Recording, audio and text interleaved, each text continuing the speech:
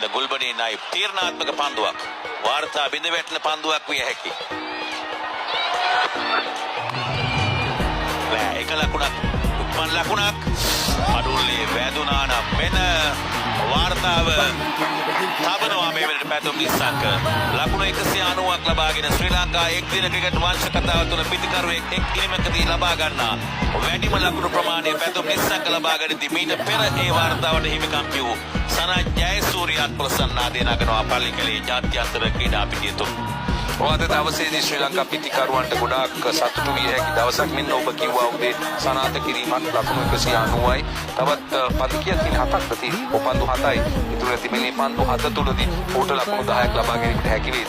සනත් ජයසූරිය ඉන්දියානු කණ්ඩායමට තමයි මම හිතන්නේ සාජා ක්‍රීඩා රාජායි එන්න මේ අවස්ථාව නැවතත් ඒ ලකුණු දෙක ලබාගත් අවස්ථාව. ඉහලින් පහර එල්ල කරනවා ඩීප් මිඩ් විකට් කලාපයෙන්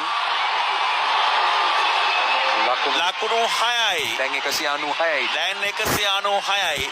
ද්විත්ව ශතකය ලබා ගැනීම සඳහා ලකුණු 4ක් ප්‍රශ්නය. අවසන් පන්දුවරේ මුලින් පන්දුවට පහර දෙන්නේ චරිත අසලංක. ඔහු වේගයෙන් පහර දෙයිද? නෑ එකක් අරන් දෙන්න. එක ලකුණ ලබා දෙයිද? ප්‍රශ්නය අහන්න පෙර පිළිතුර රොෂාන් අබේසිංහගේ.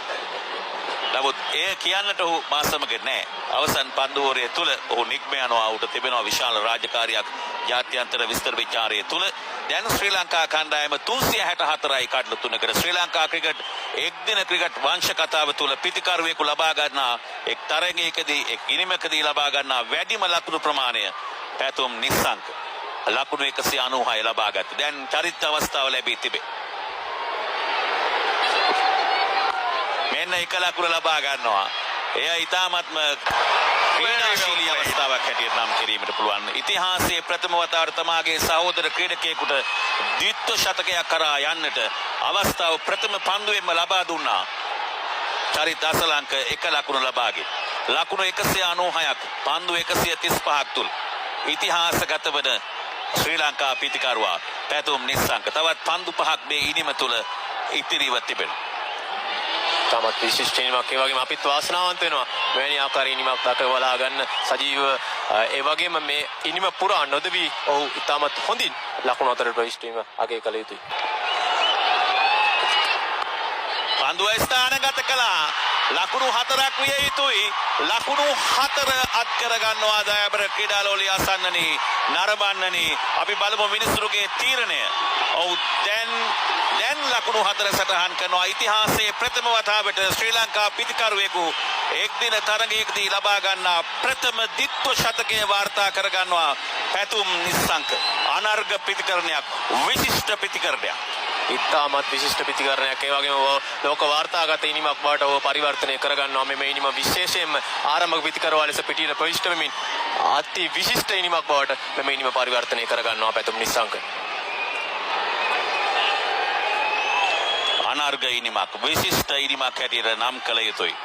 ඔහු කළුතර විද්‍යාලයෙන් ක්‍රිකට් ක්ෂේත්‍රයට අවතීර්ණ වෙමින් ඉන් අනතුරුව කොළඹ ඉසිපතන විද්‍යාලයෙන් ක්‍රිකට් ක්ෂේත්‍රය ප්‍රගුණ කරමින් ශ්‍රී ලංකා කණ්ඩායමේ නිත්‍ය ආරම්භක පිටිකරුවාගේ භූමිකාවට පණ දෙමින් මෙන්න චරිත අසලංක මේ සහෝදර පිටිකරුවා උසවනවා. එසවිය යුතු ක්‍රීඩකෙක්.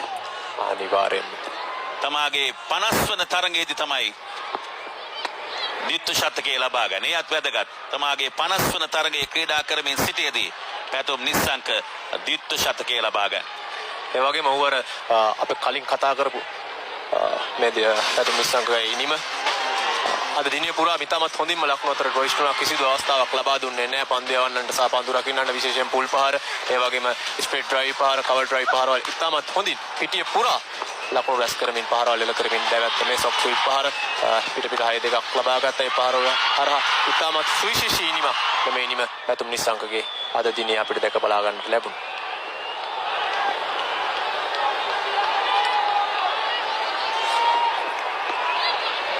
චරිත අසලංක පහර එල්ල කිරීමට උත්සාහ කළා. පායින දෙසින් තරම්ම සාර්ථක නැහැ. එය ලෙග් බයි ලකුණක් හැටියට සටහන් කරනවා. ඒ වගේම ජාලිය ශ්‍රී ලංකා කණ්ඩායමට අඩුවක්ව තිබුණු මේ ද්විත්ව ශතක එක් දින තරගයකදී ශ්‍රී ලංකා කණ්ඩායමට ද්විත්ව ශතකයක් තිබුණේ නැහැ. එය පුරවනවා පැතුම් නිස්සංක මේ අද ලකුණු ලබා ගැනීමේ ආකාරය පිටිය පුරා සෑහෙන්න හැම පැත්තකටම වාගේ තමත් හොඳින් ලකුණු රැස් කරගත්ත මේ ඉනිම පුරා හයේ පහර සියල්ලම එල්ල කර තිබෙන්නේ තමාගේ පායින දෙසින් ලෙග් ස්ටම්ප් එක දෙසින්.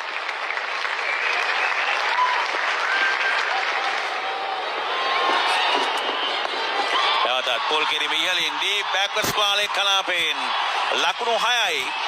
පැතුම් නිස්සංක හයේ පහර සංදර්ශනයක් දියත් කරනවා පල්ලේ කැලේ ක්‍රීඩා පිටියේ මේ ඉනිමේ එල්ල කරන 12 වන හයේ පහර 377යි කඩලු 3යි. අපි අපේක්ෂා කළ 370 ඉලක්කය පසු කිරීමට සමත් වී තිබෙනවා ශ්‍රී ලංකා කණ්ඩායම. තාමත් විශිෂ්ටයි. විශේෂයෙන්ම ශ්‍රී ලංකා කණ්ඩායමත් මුලදී බලාපොරොත්තු වෙන්නේ නැහැ මෙවැනි ආකාරයේ ප්‍රතිපහාරයක්. නායකයා පවා කිව්වේ ලකුණු 280ක් ලකුණු 300ක්. නමුත් ඉතාමත් හොඳින් මේ ආරම්භක පිතිකරුවන් දෙදෙනාගේ සම්බන්ධතාවයත් සමග ශ්‍රී ලංකා කණ්ඩායම සෑහෙන මේ තරගයේ ඉදිරියට පැමිණ තිබෙනවා. මේ අවසන් පන්දුව ශ්‍රී ලංකා ඉනිමේ ෆරීඩ් අහමඩ්